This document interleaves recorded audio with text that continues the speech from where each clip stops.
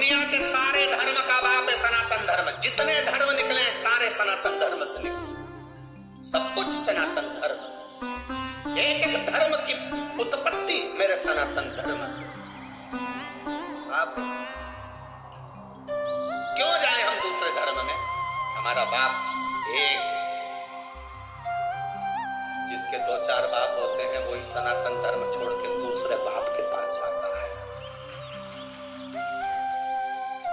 सनातन धर्म नहीं छोड़ सकते। हमारा बाप है सनातन धर्म, हमारा शिव, हमारा ओघड़ी, हमारा भोला।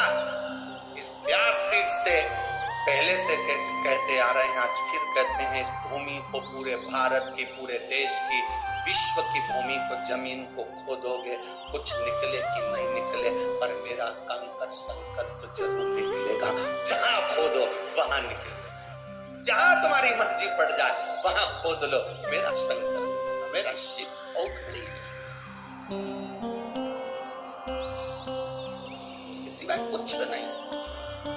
मोदी से व्यापारी ने कहा तू अपने दोस्त के लिए इतना नहीं कर सकता, तेरे पिता की सौगंध है। पिता की सौगंध लगी तो उसने फिर शर्त मान ली।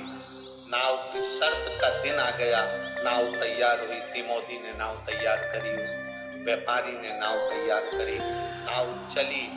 उस दिन ऐसी नाव चली कि आंधी तूफान आ गया और तिमोदी की नाव डूब रही।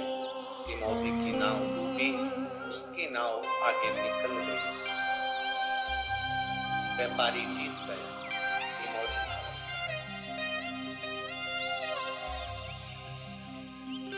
प्रश्न खड़ा हो गया, शंकर जी का भजन करने वाला हार गया। आपको जब दुख आएगा ना तो लोग सबसे पहला यही बात बोलेंगे, तू तो इतनी कथा सुनने वाली, तो तेरे को दुख आ गया। तू इतना पूजन पाठ करने वाली, तेरे को दुख आ गया। तू इतनी शंकर जी के मंदिर जाने वाली, तो दुख आ गया। तू तो सियोर वाला महाराज के बेसा करने वाली, तो दुख आ गया। तिमोदी भी शंकर की आराधना करता था, नाव डूब गई तिमोदी की। जान कोई तुमसे कहे तू इतना भजन करने वाली और तुझे दुख आ गया, तो उससे कहना ये दुख याद रखना मेरा अपना है। आज का भजन, अभी मैं भजन कर रही हूँ, इसका तो पुण्य मुझे बाद में मिलेगा। जो मैं पूर्व में कर आई हूँ वो तो मुझे आज ही भोगना पड़ेगा।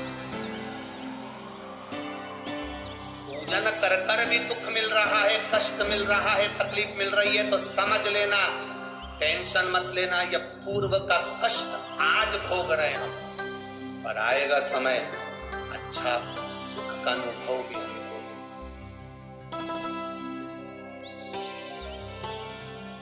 खाने के बाद में आम की गुठली को कहीं पर पटक दो, वो थोड़े दिन के बाद बारिश का पानी लगेगा तो वृक्ष तो होगा। तुम शंकर जी के मंदिर में जल चढ़ा रही हो, बेलपत्र चढ़ा रही हो, तुमने बीज बो दिया, फल तो मिलेगा। चिंता मत करना, थोड़ा समय लग सकता। मोदी हाथ है। व्यापारी आया, 10 नाव मंगी, तो हाथ, तेरे हाथ मुझे पूजा है, मुझे हार गए तुम। हाथ से तो नाव चलाता है, ईर्षा थी ना अंदर, ईर्षा बर्बाद का कारण बन, ईर्षा ही तो है अंदर। कई लोग हैं जिनके अंदर ईर्षा झलकती रहती 24 घंटे। कैसे? बस 24 घंटे उनके पास ईर्षा झलकती रहेगी, इसके तो ऐसा हो जाएगा, इसका तो एक दिन ऐसा हो जाएगा, ये ज्यादा उछल रहा है, इसके साथ में ऐसा हो जाएगा। 24 घंटे अंदर से ईर्षा झलक रही है, तो वो बार बार बद्दुआ के रूप में निकल। वो भी तो कुछ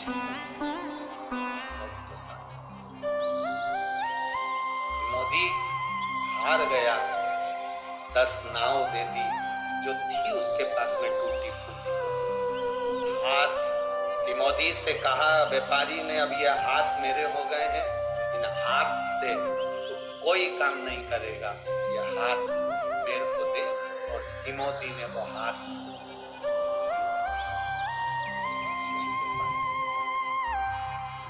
अभी तक तो शंकर का शिवलिंग का निर्माण करता था, घर था नहीं, अकेला था तिमोथी, भोजन अब कौन दे? खाए तो खाए किससे? हाथ तो चले गए, तो रोटी के भी लाले हो गए, क्योंकि हाथ से रोटी।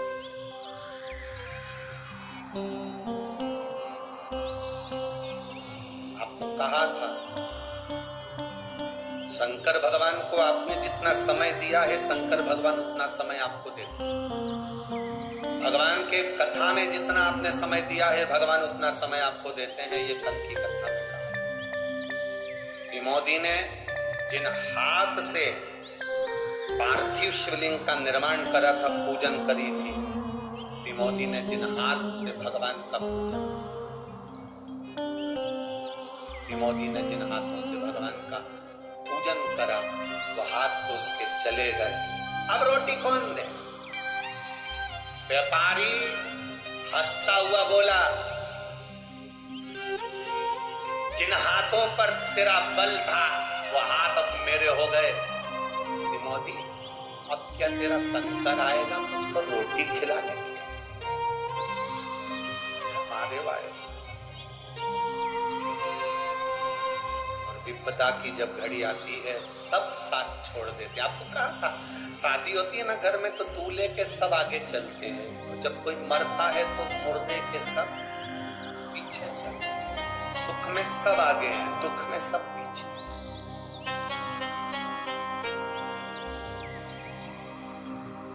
दुख में सब पीछे, सुख में सब आगे। दूल्हे के सब आगे हैं, मरने पर पीछे हो जाते हैं लोग, साथ कोई नहीं देता।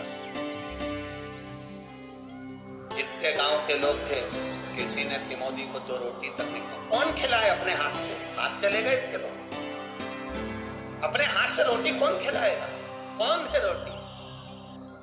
कौन खिलाएगा? कहा, आएगा तेरा शंकर, आएगा तेरा उगड़दानी, आएगा तेरा शिव भोजन देने। तिमोथी की आंख से आंसू बह रहे। 4 दिन निकल गए, तिमोथी ने कुछ नहीं खाया, पानी भी नहीं पी सकता, क्योंकि हाथ में तालाब के किनारे जाए, थोड़ा सा मुंह डालकर पानी।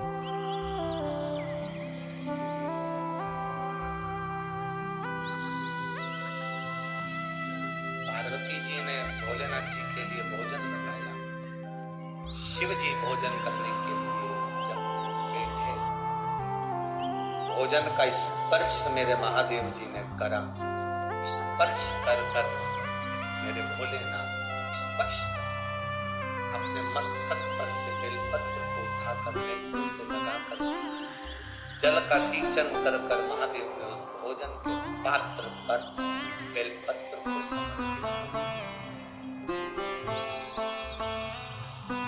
बेलपत्र।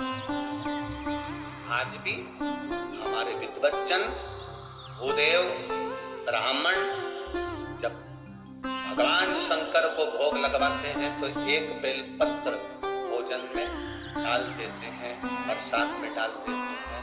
उसका कारण क्या? मेरे महादेव ने भी भोजन के पात्र में बेलपत्र को उठाकर जल सिंचन कर कर उस भोजन में डाल दिया। जगतजननी जगदम्बा पार्वती जी ने पूछा महादेव जी से, प्रभु आज भोजन की थाली में आप बेलपत्र क्यों डाले हो? शंकर भगवान कहते हैं, एक बेलपत्र में 33 कोटि देवी देवता विराजमान है पार्वती।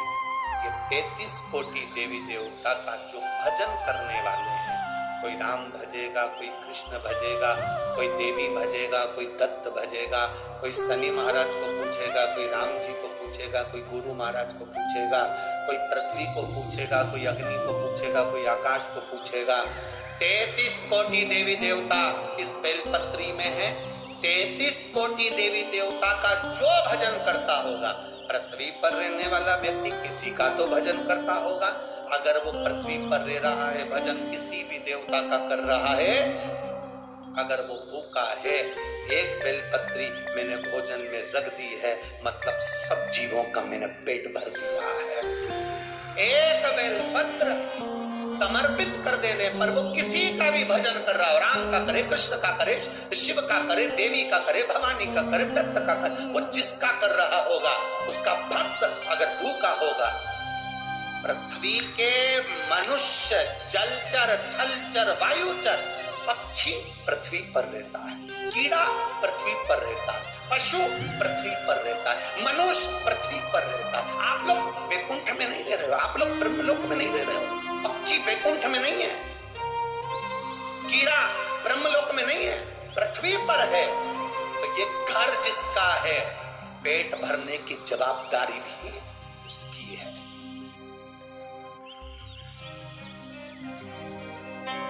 घर किसका है, जवाबदारी उसकी है। पृथ्वी किसकी है, देवाधिदेव महादेव की। आप पृथ्वी पर रह रहे हो तो पेट भरने की जवाबदारी उसकी है। अपने बाप से कहो ना, अपने पिता से, देवाधिदेव महादेव से, क्योंकि पेट भरने का जवाबदारी तुम्हारी है। उसका नाम विश्वनाथ है।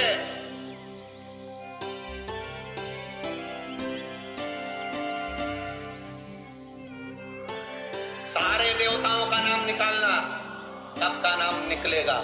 जो निकलेगा, कोई बद्रीनाथ निकलेगा, कोई ये नाथ निकलेंगे, कोई वो नाथ निकलेंगे, पर विश्वनाथ एक ही है। क्योंकि विश्व का नाथ है, इसलिए आप नाथ नहीं, आप नाथ, क्योंकि विश्व का नाथ। पृथ्वी पर कीड़े भी हैं, मकोड़े भी हैं, जलचर भी है, थलचर भी है, वायुचर भी है। इन सब की जवाबदारी ब्रह्मा जी ने किसको दी है? ब्रह्मलोक की जवाबदारी ब्रह्मा जी की है, वैकुंठ लोक की जवाबदारी भगवान विष्णु की है, इंद्र लोक की जवाबदारी इंद्र की है। सारे देवताओं की अपनी अपनी जवाबदारी है। पर पृथ्वी पर अगर कोई भूखा सोता है तो उसकी जवाबदारी देवाधिदेव महादेव की है। कैसे भूखा सो जाए? एक बेलपत्र भोजन की थाली में रख दिया, वो किसी का भी भजन करे, राम कहे, कृष्ण कहे, जिसकी मर्जी पड़े वो कहे, उसका भी अगर भक्त है, पर भूखा ना सोने दूंगा, ये तो मेरा एक बेलपत्र से पार्वती जी ने, गौराणी ने, मां जगज्जननी ने पूछा, नाथ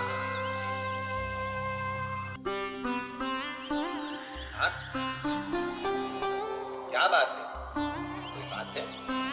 शिव जी कहते हैं, पार्वती मेरा एक भक्त है मोदी, बालू रेत का शिवलिंग बनाता था। कभी उसने दिया नहीं जलाया, कभी उसने अगरबत्ती नहीं लगाई, कभी उसने बेलपत्र नहीं चढ़ाया, कभी उसने फूल नहीं चढ़ाया, कभी उसने कोई वस्तु मेरे ऊपर समर्पित नहीं की। केवल शिवलिंग बनाता था, समुद्र की लहर आती थी, मुझे लेकर चली गई। बस उसका शिवलिंग बनाना मेरे हृदय के लिए आ गया। कल आपको कहा था, मेरा बाबा तुम्हारे नारियल से प्रसन्न नहीं होता है, मेरा बाबा तुम्हारी चिरौंजी से, लड्डू के डब्बे से। हाँ, दुनिया के लोग तुम्हारे लड्डू के डब्बे से प्रसन्न हो सकते, दुनिया के लोग तुम्हारे धन से, तुम्हारे दिए गए नोट के लिफाफे से प्रसन्न हो सकते हैं, दुनिया के लोग तुम्हारी दी हुई वस्तु से प्रसन्न हो सकते हैं, पर मेरा महादेव तुम्हारी वस्तु से प्रसन्न नहीं होता। मेरा महादेव को पाने का सबसे सुंदर तरीका है आपका दिल, आपका निर्मल हृदय, आपका मन, बस उससे भजन करो।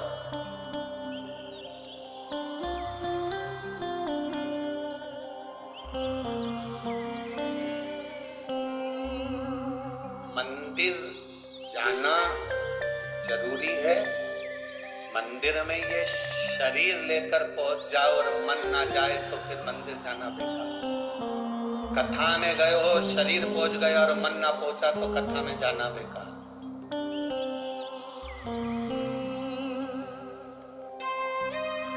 लाखों लोग इस कथा में आज लोगों को लग रहा था सुबह 8 बजे की कथा है, कहां से इतने लोग आई? लाखों लोग, पूरी रोड भरी पड़ी है। मैं चैनल वालों से भी कहूंगा कि रोडों को भी आप अवश्य कवर करें और दिखाएं टीवी चैनल के माध्यम से। पूरी रोड भरी पड़ी हुई है, लाखों भक्त इस कथा को सुन रहे हैं, पर कितने भक्तों में एक सुई भी गिर जाए ना तो उसकी भी आवाज आ जाती है। इतना साइलेंट रहकर आप लोग कथा का रस्तक ग्रहण कर रहे हैं। कहाँ?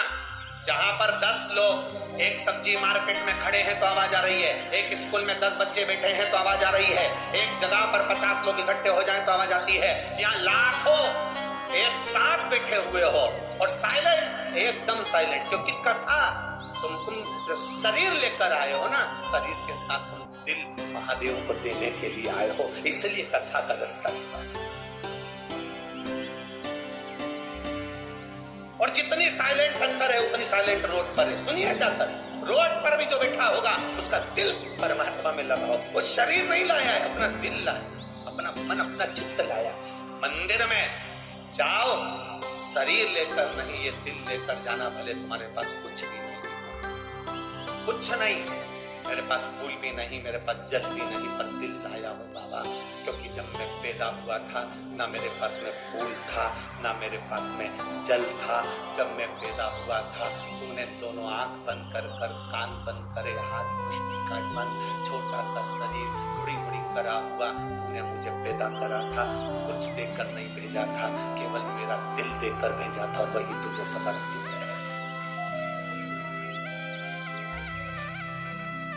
क्या वो एक गीत की लाइन तुम्हारे सामने होना चाहिए, और क्या दूं मैं तुझे दिल के सिवा, तुझको हमारी उम्र लग जाए। हम क्या दे सकते हैं अपने महादेव को, हम क्या प्रदान कर सकते हैं?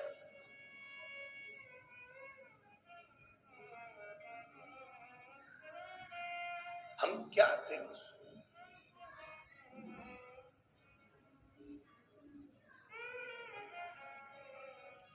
वो कहे कभी फुर्सत हो तो डमरूधर निर्धन के घर आ जाना, जो रूखा सूखा दिया उसका भी भोग लगा जाना।